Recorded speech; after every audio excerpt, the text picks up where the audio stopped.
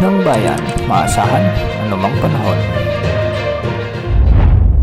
Magandang araw po sa ating lahat. Narito na ang pinakauling update sa magiging lagay ng ating panahon sa araw na ito at sa mga susunod na araw. Sa kasalukuyan ay patuloy na nakakaapekto ang amihan o northeast monsoon sa malaking bahagi ng northern Luzon at nagdudulot ito ng maulap na kalangitan na may mga kasamang mahinang pag-ulan sa Cordillera Administrative Region at sa iba pang bahagi ng Cagayan Valley. Samantala umiiral naman ang shear line o yung banggaan ng amihan at ng easterlies o yung malamig at mainit na hangin na magdadala ng maulap na papawirin na may mga kalat-kalat na pagulan at kalat-kalat na pagkidlat-pagkulog sa Cagayan, Isabela, Quirino, Aurora at sa may Quezon Province. Mag-ingat po dahil posible ang banta ng mga biglang pagbaha o pagguho ng lupa, lalo na kung may mga katamtaman hanggang sa minsan ay malalakas na pag-ulan. Samantala amihan pa rin ang magdadala ng bahagyang maulap hanggang sa maulap na kalangitan na may mga isolated light rains o kalat-kalat na mahinang pagulan sa buong Ilocos Region. Sa Metro Manila at nalalabing bahagi naman ng ating bansa, asahan din ang pag-iral ng mga localized thunderstorms,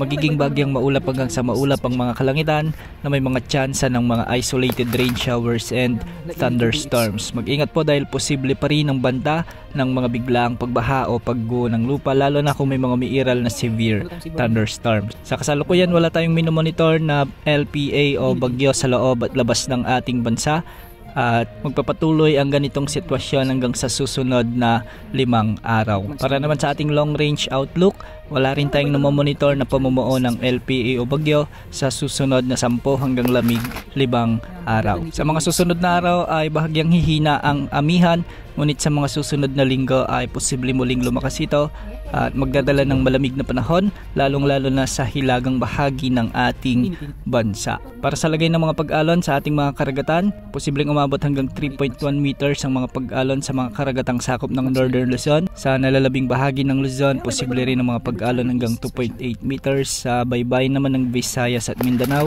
posible pa rin ang pag-alon hanggang 2.1 meters. Yan mo lang latest sa lagay ng panahon. Ito po ang weather update ng bayan, maaasahan anumang panahon.